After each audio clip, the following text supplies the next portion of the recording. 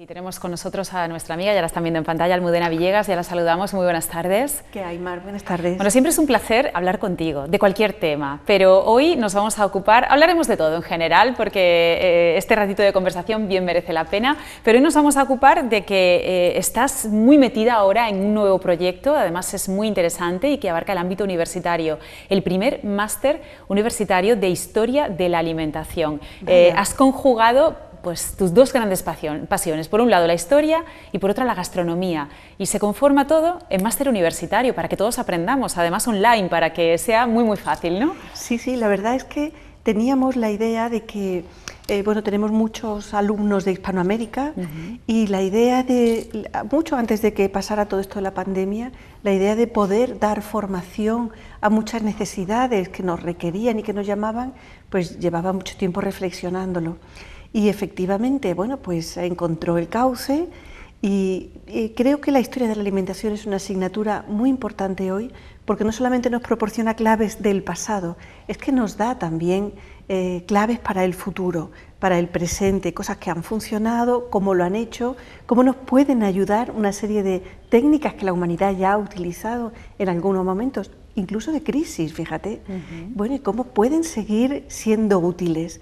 Al final, yo creo que esta historia de la alimentación, este primer máster, nos hará configurar profesionales pues muy bien capacitados, porque ya van a ser en primera instancia licenciados, y después que sean capaces pues de extraer todo ese conocimiento y el que nosotros les proporcionemos, pues para empezar es verdad que es una nueva época en la cual vamos a tener pues muchas oportunidades también para mejorar y para conocernos. Bueno, este máster, el título se obtendría a través de la Universidad Complutense de Madrid. ¿Cómo surge la idea de conformar algo así?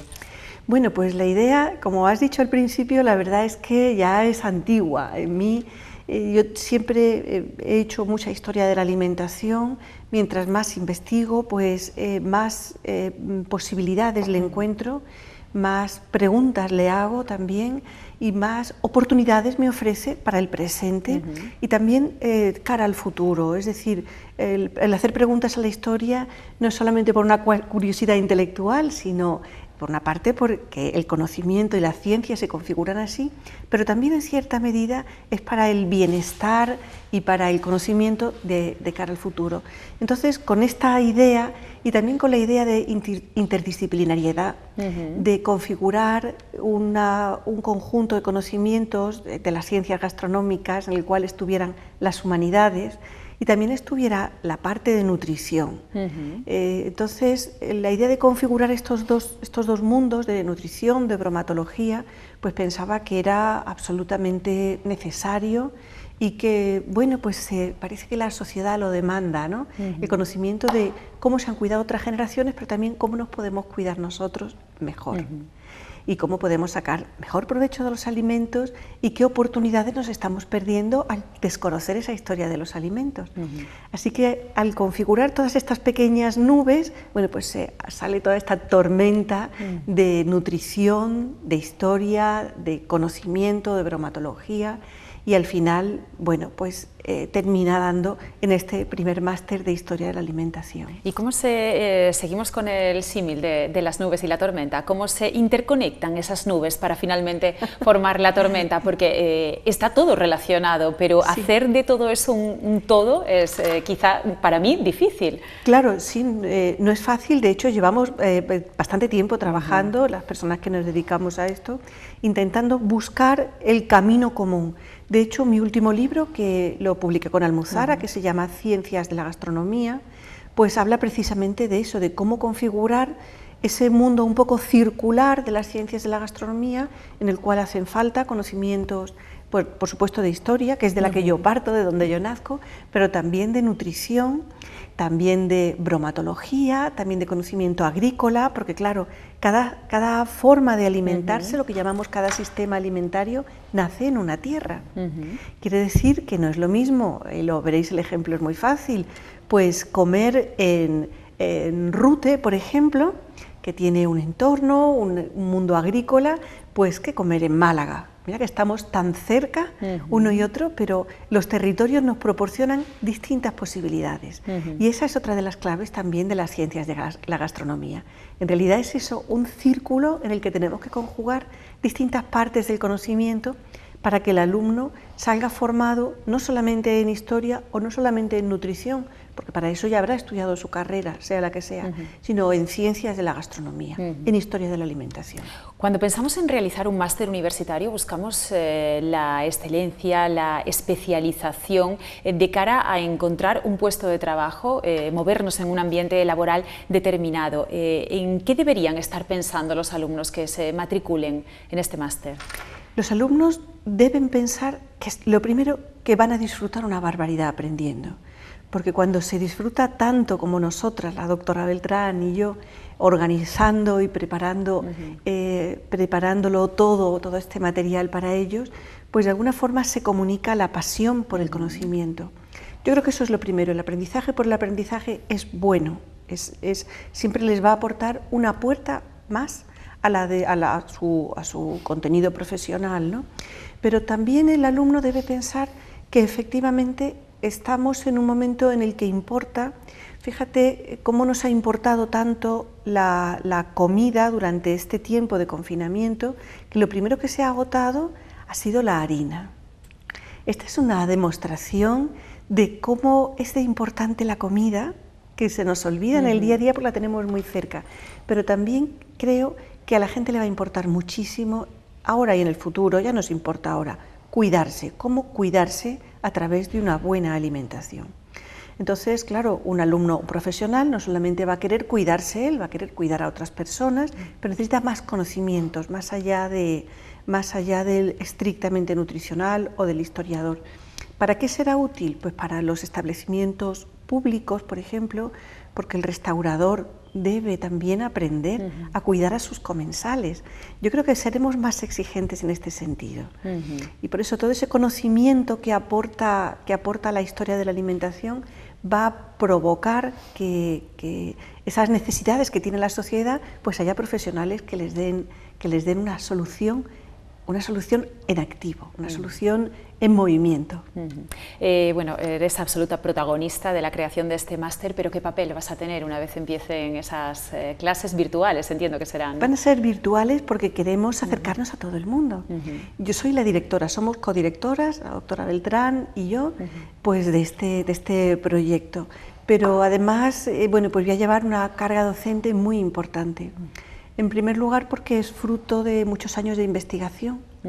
Y en segundo lugar, bueno, porque efectivamente el trabajar las dos con una parte más teórica y con una parte más práctica, pues yo creo que es un sistema de trabajo también bastante novedoso que nos enriquecerá mientras caminemos, porque también nosotras aprenderemos mucho. Después también vamos a contar con grandes profesionales y con grandes conocedores de la historia de la alimentación desde la prehistoria hasta el mundo moderno, es decir, vamos a contar con una especie de apariciones de gente que nos va a contar cosas muy concretas y muy útiles en todo ese desarrollo que vamos a hacer a lo largo de la historia mundial y también de la historia en el tiempo. Me pregunto ahora de dónde sacas el tiempo, todo el día escribiendo, pensando en nuevos libros, nuevos proyectos como este y otros muchos que seguramente tendrás encima de la mesa a punto de ejecutar. ¿Cómo se organiza una persona como tú para llevar todo esto para adelante? Pues mira, con mucha disciplina, prescindiendo de muchas cosas y prescindiendo pues de una parte de diversión también, ¿no? Pero encontrando una gratificación muy importante en el trabajo. Al final, mira, yo creo que es una cuestión de un balance en la vida, ¿no? Y resulta además que he encontrado un campo de trabajo que resulta que me divierte una barbaridad, que me apasiona. Bueno, pues con esa suerte casi no puedo pedir más y me levanto cada día con muchas ilusiones y con ganas de entregar ese trabajo que estoy haciendo y de hacer difusión de él, porque me parece que es positivo para nuestra sociedad. ¿Qué te sientes más? ¿Historiadora, escritora, docente? ¿Por dónde anda? ¿Investigadora? ¿Por dónde andan más los tiros? Bueno, es difícil, eso es como, esa es la pregunta de quién quieres más, a papá o a mamá, ¿no? Se pones al niño ahí en una situación en la que me acabas de poner. Yo me siento más escritora. Ajá. Me siento más escritora. Pero lo tienes muy claro, ¿eh? Sí, pero creo que de ahí nace todo. Ajá. Porque el escribir tiene la necesidad de investigar, pero también te da otra necesidad posterior, que es la de difundir. Como no cuentes eso, ¿cuál es la difusión? Pues por una parte en forma de libros y por otra parte en forma de contenido académico.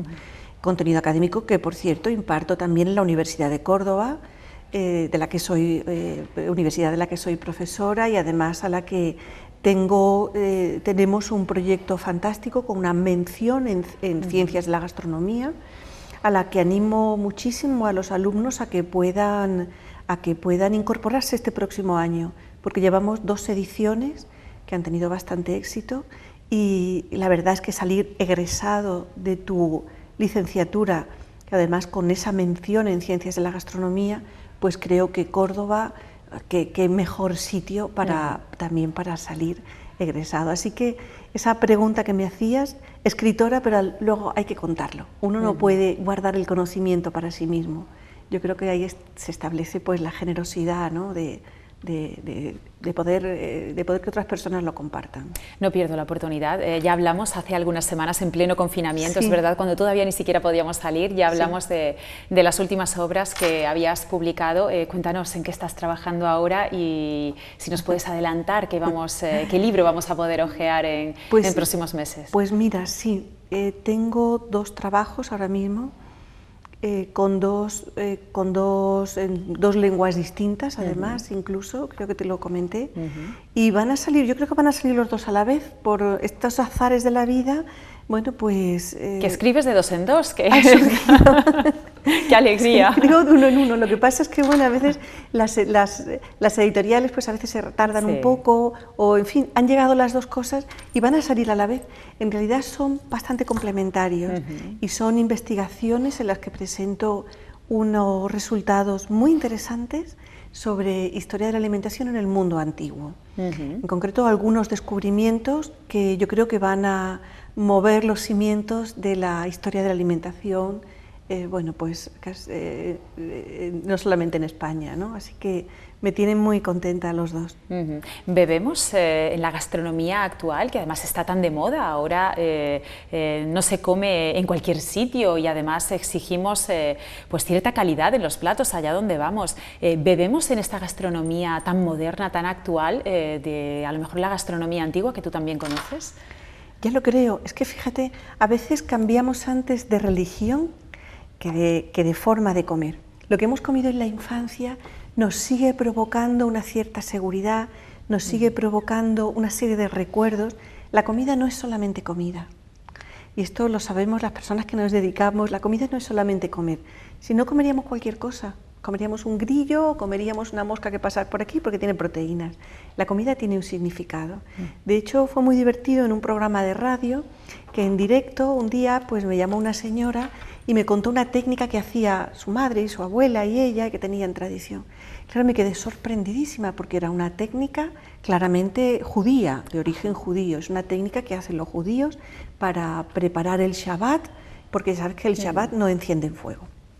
Y entonces cuando me cuenta esta señora esto, le dije, pero bueno, vamos a ver, ¿ustedes son judíos? ¿Su abuela era judía? No, nosotros, nada, nosotros somos... Bueno, pues probablemente, pues en el siglo XVI, en el XVII, pues esta gente, que eran judíos, porque esas técnicas no las hacían los no judíos, pues se cambian de religión, se hacen criptojudaizantes, en fin, quién sabe la historia. Por las necesidades históricas. Pero sin embargo, siguen conservando su tradición. Claro, porque apostatan de su fe simplemente de puertas para afuera. Fíjate, casi se estremece uno pensar que al final tienen que renunciar a su religión, pero siguen manteniendo un ancla con su pasado, que es la forma de alimentarse.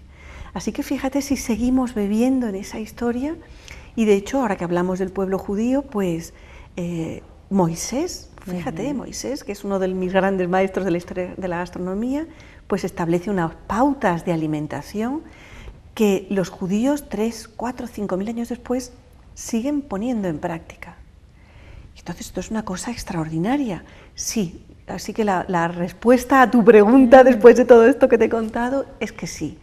La tradición y la historia siguen contándonos muchísimas cosas. En concreto en Andalucía la tradición romana, por ejemplo, todavía la vemos en forma de flan. El flan es de origen romano. ¿Ah, sí? Sí, Bueno. los pestiños son romanos.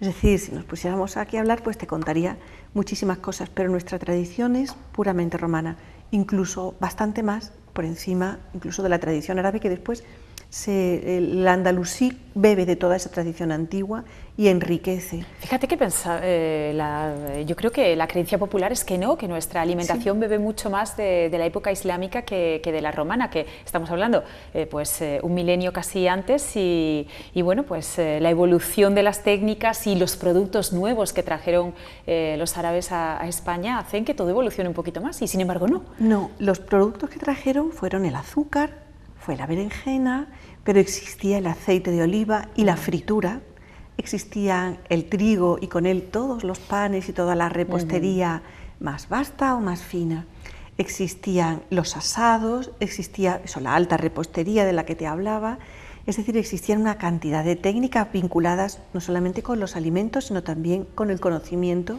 técnico que tenían.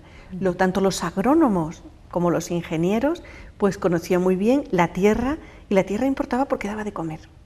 Y entonces toda esa base romana, pues después el mundo andalusí la incorpora. Tú piensas que vienen unos contingentes muy pequeños desde el principio, cuando se produce la invasión, ¿no? Y entonces esos contingentes lo que hacen es que se estructuran sobre una población que ya existe y que tiene su tradición y que arrastra su tradición, que es romana, que después tiene también la pincelada visigoda, cristiana, y sobre eso se nutren y sobre eso se crean otras cosas. Lo que pasa es que, bueno, las leyendas negras en la alimentación pues también están a la orden del día, pero para eso estamos, para contaros la verdad, ¿no? Para contaros lo que es realmente el fruto de la investigación. Así que sí, Roma tiene muchísimo y tenemos nosotros muchísimo de Roma. Bueno, qué interesante. Seguiríamos a través de este hilo de la historia de la alimentación, seguiríamos hablando, y tenemos para un máster universitario, que es justamente lo que habéis creado, hablar de lo que fuimos hace mucho tiempo y de lo que somos ahora a través de ese hilo conductor que es la alimentación y la historia. Bueno, pues recordemos que este máster universitario de la Universidad Complutense de Madrid se puede realizar de forma online. ¿Dónde pueden los alumnos interesados encontrar información? Pues mira, pueden encontrar información, bueno, en las redes sociales, en nuestro Twitter, lo van a encontrar enseguida, pero en la Universidad Complutense, si ponen Máster Historia de la Alimentación, lo van a encontrar con facilidad. Ahí están todos los datos, todo el programa, dura 2 años, con lo cual pues vamos a tener mucho tiempo de conocernos y de disfrutar también de la pasión común, porque los alumnos que ya tenemos, bueno, están felices, están ya deseando empezar, dejarnos descansar un poquito ahora en verano. Pero el verano para descansar también de toda esta crisis que estamos viviendo, y a partir de septiembre, oye, pues retomar. Habrá tiempo. Y con ganas, y con ganas. Bueno, pues la verdad es que transmites ilusión, se ve que te gusta lo que haces, lo que estás haciendo, y estoy segura de que los alumnos van a disfrutar muchísimo. Aprender sobre todo, pero también disfrutar estudiando esta disciplina, historia de la alimentación, tan desconocida para muchos, y oye, pues que cada vez aprendamos un poquito más de nosotros mismos a través de ella. Claro, y además que nos sirva para el presente, esa es la clave. El pasado debe servirnos para prever el futuro y para conocernos en el presente. Es la clave de todo. Sí. Claro que sí. Almudena Villegas, directora de este máster, gracias por habernos atendido, por haber estado con nosotros, y bueno, pues nuestros mejores deseos, que se repita edición tras edición, año tras año. Muchas gracias, Mar. Ha sido un placer. Bueno, nosotros continuamos.